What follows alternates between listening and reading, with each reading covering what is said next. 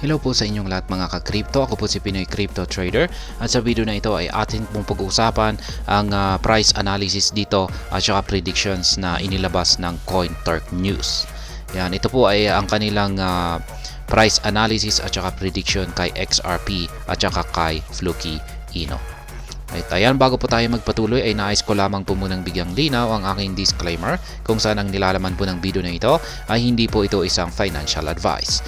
For education and information purposes lamang po ang layunin nito. Maliban po dito ay nais ko na rin pong magbigay babala na wala pong kahit anumang group chat ang Pinoy Crypto Trader. Yan, umpisan po natin dito kay XRP. Ang sabi rito ay, with the meltdown in BTC prices, we see that XRP coin has been pulled to support levels faster than expected. Ayan. Dulot daw po ng pagbagsak sa presyo ni Bitcoin ay naapektuhan po ang presyo ni XRP at ito po ay bumagsak na rin malapit sa kanyang mga support lines or support price levels. At ayan, naging mabilis din po ang kanyang pagbagsak.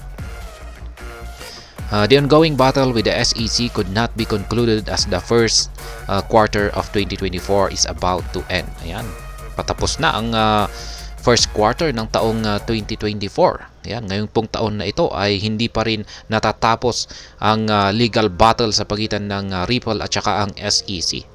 Ayan, ang akala na po natin ay matatapos na po ito ngayon. At yun pala ay magtatagal pa pala.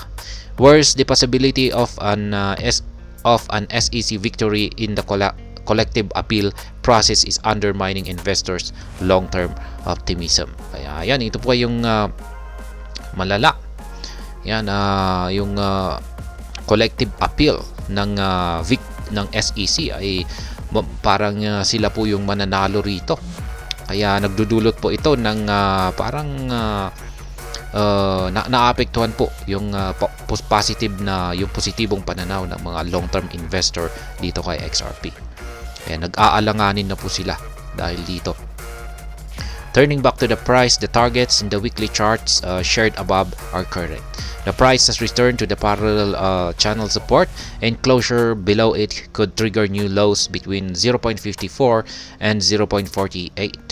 Below that, there is support at 0.46 to 47. Kaya ayan. Ang sabi rito ay kung magpapatuloy po sa pagbagsak ang market price ni XRP ay meron naman po tayong mga support line dito sa 0.54 at saka 0.48.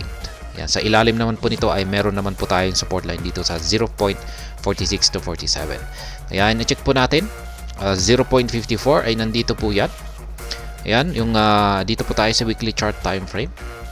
Kung sakaling babagsak po siya ay ayan, meron po tayong support line dito sa 54. Ayan, 0.54. Yan po yung pinakaunang support line natin dito. At sabi pa rito yung pangalawa ay 0.48. Ayan, lagyan po natin yan. Pangalawa ay nasa 0.48. Yan na rin yung ating support line na rin natin dito. Ayan, 48. At ngayon kapag magpapatuloy pa rin po ito sa kanyang pagbagsak ay yan, yung susunod naman na support line natin dito ay nasa 0.46 to 47. Ayan, lagay po natin 0.46 to 47. Ayan, nasa 46 to mga nandito yan. Ayan, yung mga support line na binanggit dito. Pero yung sa atin ay diretso na po rito sa 0.42. Pero malamang ay parang meron nga tayong support line dito. Ayan, lagay po natin.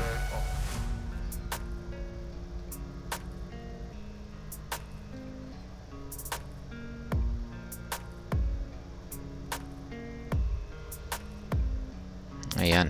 Yan po yung mga nasa at least 0.46 to 47. Kaya yan daw po yung mga support line natin kung saan ay posibleng bumagsak itong si XRP sa mga paparating na mga ilang linggo. Kasi weekly chart time frame po yung basihan dito. Kaya yan. Dito naman po tayo kay Fluky Ino. The price faces the risk of falling below 30 digits 163 if the feared scenario occur. If the feared scenario occurs, the price could drop to 40 digits 943, adding a 0 before it.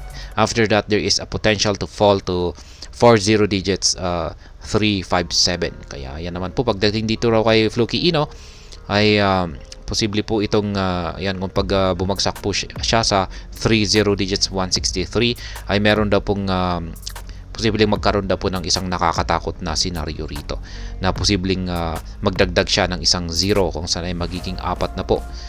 Yan, 4 decimal 0 digits, tapos 943. Pagkatapos pa nito ay masusundan po rin po ito ng isang matinding pagbagsak patungo po sa presyong 40 digits 357. At ayan, nandito po tayo sa weekly chart time frame ni Fluky Ino. Yan, kitang-kita natin ang laki talaga ng kanyang binagsak. Ngayon ay sabi po ng analysis ni CoinTurk dito, ayan, ay babagsak daw po ito sa 30 digits, ayan, posible po siyang bumagsak dito sa ilalim ng 30 digits 163. Kaya 163, saan ba yan?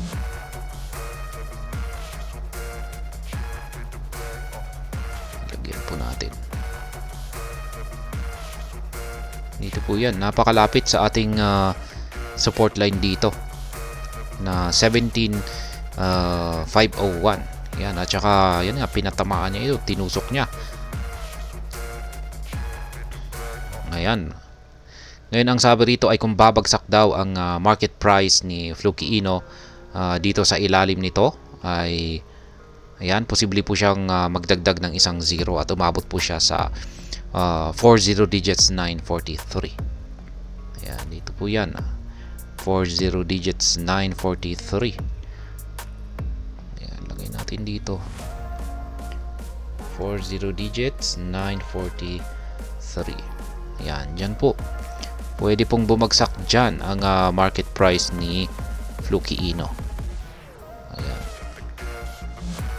kung nabasag daw yung presyo natin dito sa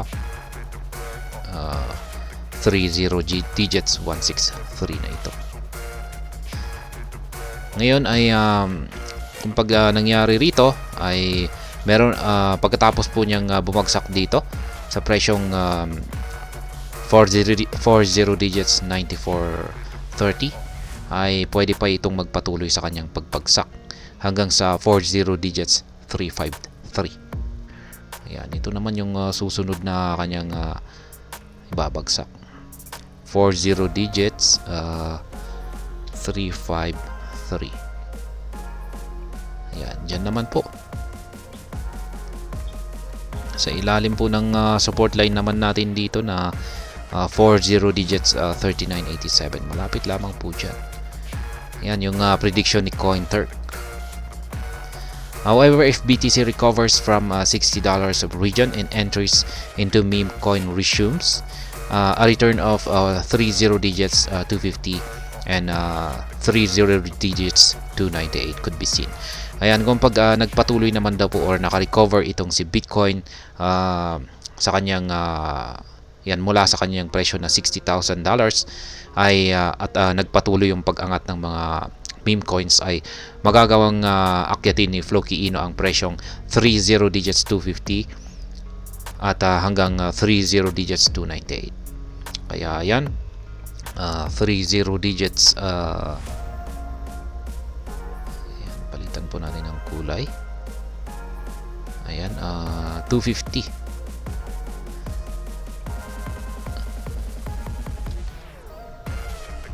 Ayan.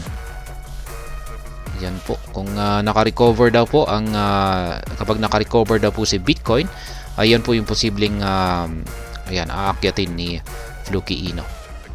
Ayan, aakyat po siya hanggang sa presyong ito. Ayan po ang inilabas na price prediction or analysis ng CoinTurk para dito kay XRP at saka kay Fluky Ino. At ayun, hanggang dito na lamang po tayo sa video na ito. Sana po ay inyong nagustuhan ang aking paliwanag sa video na ito. Kung inyo po itong nagustuhan, pakiclick lamang po ang like button nito. Para naman po sa mga bago lamang dito, kayo po ay aking inaanyayahan para mag-subscribe. Pakiclick na rin po ang bell icon nito dahil ito po ang siya magsisilbing notification nito sa mga bago kong videos na akin pong ina-upload sa aking YouTube channel na ito. Marami pong salamat sa panonood. Ingat po tayo lagi at God bless po sa ating lahat.